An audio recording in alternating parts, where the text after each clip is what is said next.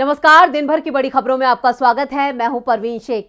इस बुलेटिन में आज बात होगी विधानसभा चुनाव प्रचार में मिली छूट की, यूपी में सपा के बनाए नए समीकरण की, जानेंगे पंजाब में कौन होगा कांग्रेस का सीएम उम्मीदवार, यूपी में कैसे योगी सरकार का खेल हो रहा है खराब, बात करेंगे मणिपुर बीजेपी में बड़ी बगावत की, कर्नाटक में अपनी ही सरकार से नाराज बीजेपी विधायकों की, और बुलेटिन के आखिर में बात बजट सत्र की। लेकिन तमाम बड़ी खबरों से पहले एक नजर सुर्खियों पर। यूपी की करहल सीट पर सपा चीफ अखिलेश यादव को टक्कर देंगे मोदी के मंत्री। सपा से अखिलेश यादव तो बीजेपी की ओर से केंद्रीय मंत्री एसपी सिंह बघेल ने भरा पर्चा। करहल में 20 फरवरी को डाले जाएंगे वोट।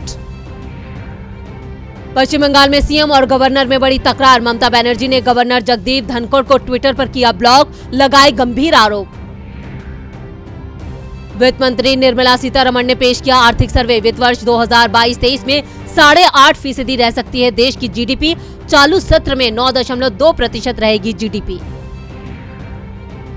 तेजी के साथ बंद हुआ शेयर बाजार। सेंसेक्स 814 अंकों की तेजी के साथ 58,014 पर हुआ बंद। निफ्टी 238 अंकों की तेजी के साथ 17,340 अंक पर हुआ बंद। सुर्खियों के बाद बात आज की सबसे बड़ी खबर की। यूपी विधानसभा चुनाव के पहले 2 चरणों में कोई भी बड़ी चुनावी रैली नहीं होगी। भीड़ भरे रोड शो और वाहन रैलियों पर भी रोक बरकरार रहेगी। चुनाव आयोग ने रैलियों पर रोक 11 फरवरी तक के लिए बढ़ा दी है, लेकिन इस बार चुनाव प्रचार में कुछ छूट भी दी गई है। बड़ी रैलियां भले ही ना हो, लेकिन छोटी सभाएं जरूर हो सकेंगी। तो क्या है चुनाव आयोग का नया दिशा निर्देश, देखते हैं इस रिपोर्ट में। चुनाव आयोग ने 5 राज्यों में हो रहे विधानसभा चुनावों को लेकर अपनी नई गाइडलाइन जारी कर दी है।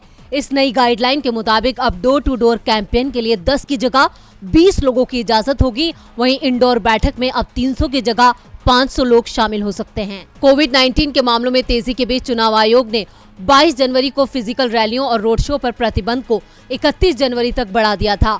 पिछली बैठक में पहले दूसरे चरण के लिए रैली की इजाजत मिली थी। आयोग ने 22 जनवरी को राजनीतिक दलों या चुनाव लड़ने वाले उम्मीदवारों की फिजिकल जनसभाओं के लिए 28 जनवरी से अनुमति दी थी और दूसरे चरण के लिए 1 फरवरी से छूट दी थी। इसके मुताबिक अब 500 की जगह 1000 लोगों की सभा की इजाजत होगी। यूपी समेत 5 राज्यों में विधानसभा के लिए चुनाव हो रहे हैं। यूपी, पंजाब, उत्तराखंड, गोवा और मणिपुर में 5 राज्यों में विधानसभा चुनाव 10 फरवरी से 7 मार्च के बीच होंगे, जबकि मतगणना 10 मार्च को की जाएगी। आज हुई चुनाव आयोग की बैठक से नेताओं और राजनीतिक दलों को काफी उम्मीदें थीं, लेकिन चुनाव आयोग ने थोड़ी राहत दी है। चुनाव आयोग महामारी के इस मुश्किल वक्त में हर कदम फूंक फूंक कर रख रहा है। आयोग नहीं चाहता अगर महामारी फैलती है तो इसका इल्जाम उसके सिर आए। रैलियों और रोड शो पर लगी पाबंदियों की वजह से चुनाव का रंग फीका नजर आ रहा है। चुनावी रैलियों पर भले ही रोक बरकरार है, लेकिन पार्टियां दूसरे तरीकों से प्रचार में जुटी हुई हैं। वर्चुअल प्रचार हो या घर घर दस्तक देने का अभियान, ये सब जोर शोर से चल रहा है। राजनीतिक दलों ने पूरा दम प्रचार में लगा दिया है और इसके साथ ही पार्टियों का जोर जातीय समीकरणों को मजबूत करने पर भी लगा है। यूपी में कहा जाता है जिसने जातियों को साध लिया उसने मैदान मार लिया, और जातियों को साधने की इस लड़ाई में फिलहाल अखिलेश यादव सबसे आगे निकलते दिख रहे हैं। यूपी की राजनीति में जातियों का जोर है। बीजेपी और सपा दोनों ही जातीय समीकरण बनाकर यूपी विधानसभा चुनाव जीतने की कोशिश में है। बीजेपी ने अपना दल एस और निषाद पार्टी से गठबंधन किया है। इन पार्टियों का कुर्मी और निषाद समुदाय पर प्रभाव है, तो दूसरी ओर अखिलेश यादव के गठबंधन में आधा दर्जन से ज्यादा दल हैं, जिसमें जयंत चौधरी की राष्ट्रीय लोकदल और ओम प्रकाश राजभर की सुभाषपा प्रमुख है, जिसका जाट और राजभर समुदाय पर जबरदस्त असर है। यूपी में जातिगत समीकरणों को साधने की शुरुआत चौधरी चरण सिंह ने की। 70-80 के दशक में उन्होंने कांग्रेस के खिलाफ अहरी, जाट, गुर्जर और राजपूतों को एकजुट कर अजगर समीकरण बनाया और यूपी में कांग्रेस को कड़ी टक्कर दी। चरण सिंह के जाने के साथ ही ये समीकरण भी समाप्त हो गया।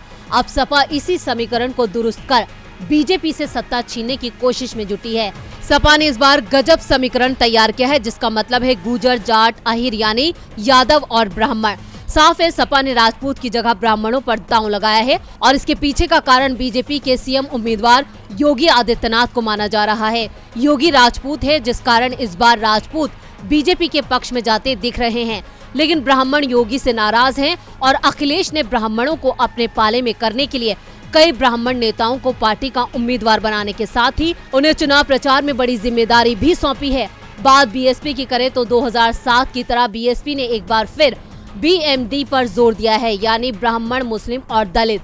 लेकिन बीएसपी के बीएमडी का जोर नहीं दिख रहा, जबकि गजब से बीजेपी परेशान दिख रही है।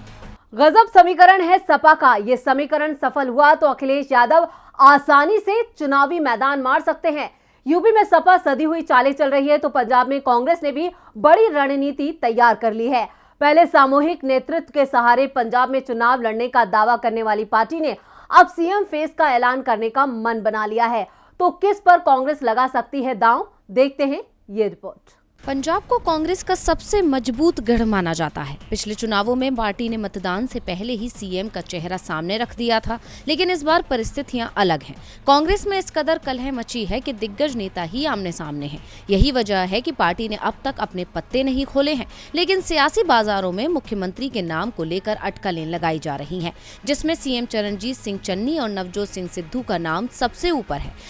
यहां तक कि पंजाब में कांग्रेस के प्रदेश अध्यक्ष नवजोत सिंह सिद्धू और चरणजीत सिंह चन्नी दोनों ही खुद को मुख्यमंत्री पद के प्रत्याशी की तरह पेश कर रहे हैं, मगर इन दोनों दिग्गजों में से चन्नी को ही आगे माना जा रहा है। सूत्रों के मुताबिक कांग्रेस में अंदरूनी स्तर पर राय मशविरे के दौरान चरणजीत सिंह चन्नी के नाम पर ज्यादातर लोगों ने सहमति जताई है। लिहाजा अब कोशिश इस बात की हो रही है कि मुख्यमंत्री पद के दूसरे मजबूत दावेदार नवजोत सिंह सिद्धू को भी चन्नी के नाम पर सहमत कर लिया जाए।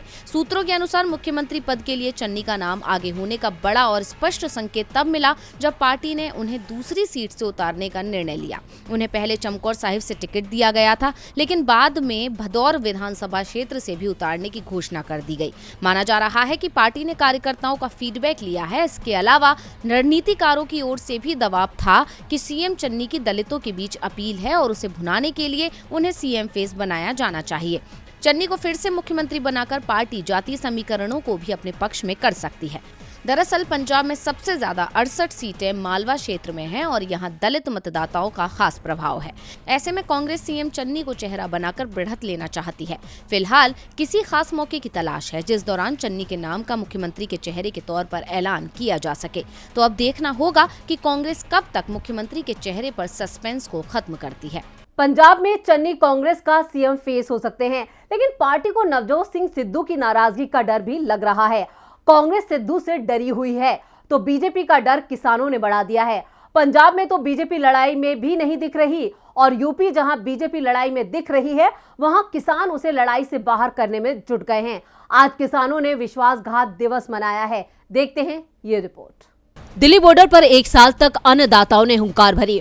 मोदी सरकार के सामने अपने अधिकारों के लिए गुहार लगाई, लेकिन सरकार नहीं मानी। मगर जैसे ही चुनाव नजदीक आए वैसे ही पीएम मोदी भी माफी मांगते हुए किसानों के करीब आए। इस माफीनामे के बाद अन्नदाताओं ने अपना आंदोलन स्थगित तो कर दिया, लेकिन अब एक बार फिर वो ललकारने के लिए तैयार हो रहे हैं।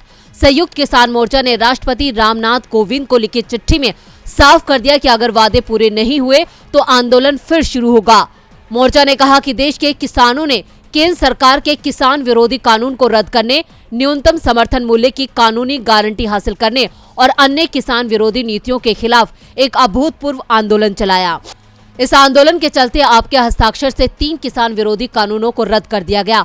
उसके बाद संयुक्त किसान मोर्चा ने 21 नवंबर 2021 को प्रधानमंत्री को चिट्ठी लिखकर बकाया 6 मुद्दों की तरफ उनका ध्यान खींचा।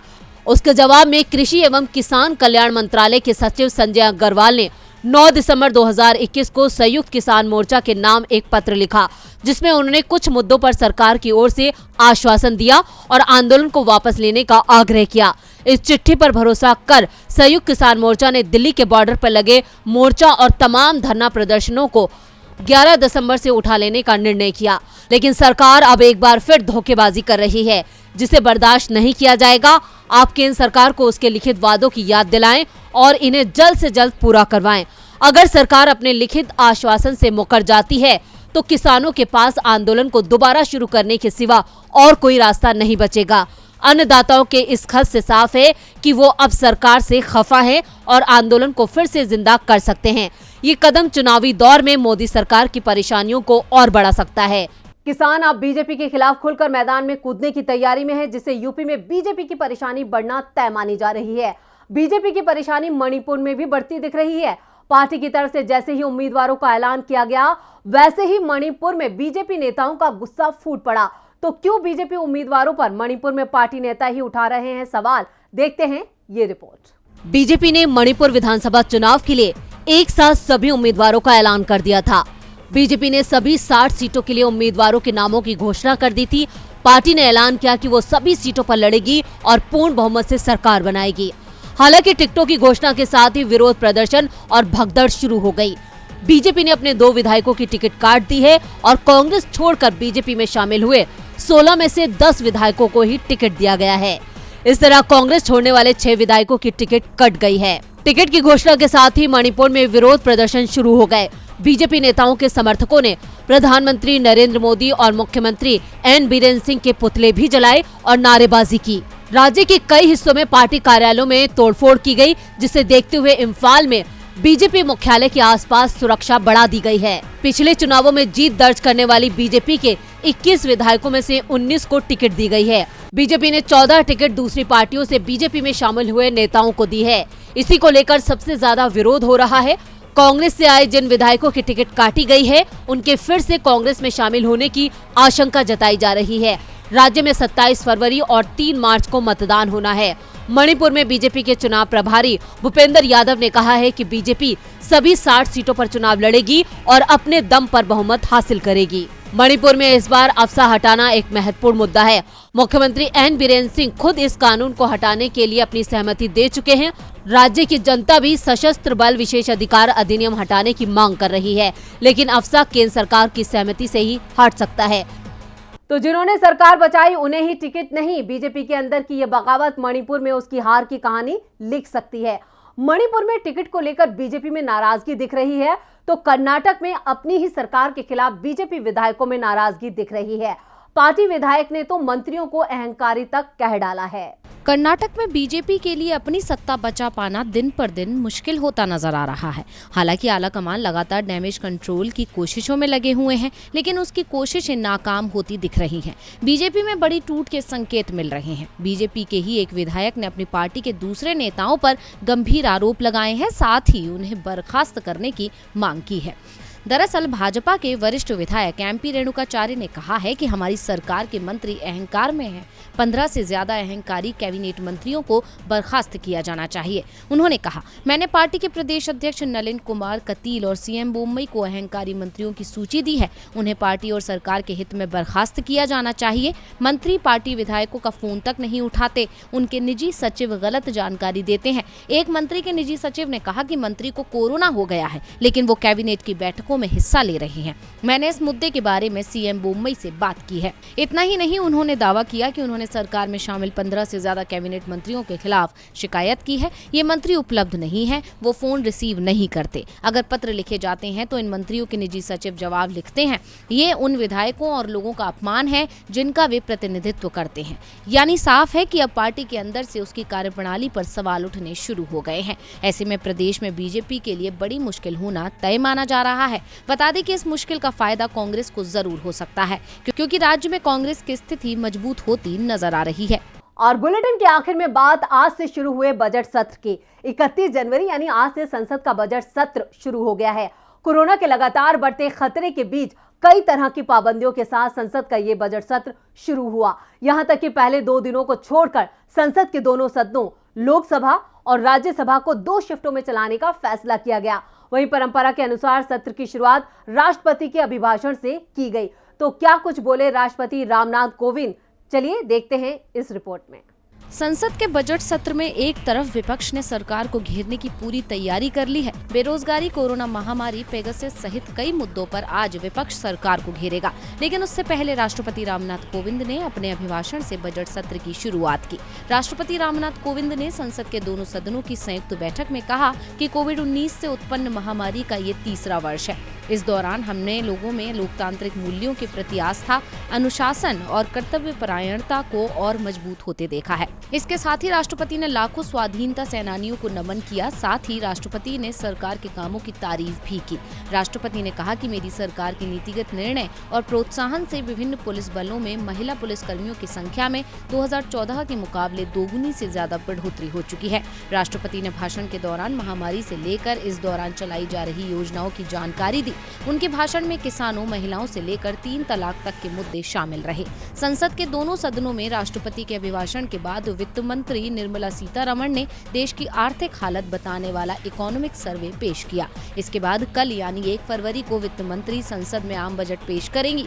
इसके अलावा विपक्ष ने पेगासस जासूसी मामले, पूर्वी लद्दाख में चीनी घुसपैठ जैसे मुद्दों पर सरकार को घेरने की तैयारी की है। ऐसे में सरकार को इस सत्र में भी विपक्ष के विरोध का सामना करना पड़ेगा। हालांकि सत्र की शुरुआत के पहले प्रधानमंत्री ने सभी सांसदों से इस बजट सत्र में सहयोग करने की अपील की थी। अब सत्र की शुरुआत तो हो चुकी है, ऐसे में देखना होगा कि इस सत्र में कितना काम हो पाता है। तो आज इस बुलेटिन में बस इतना ही। देखते रहिए डीबी लाइव। नमस्कार।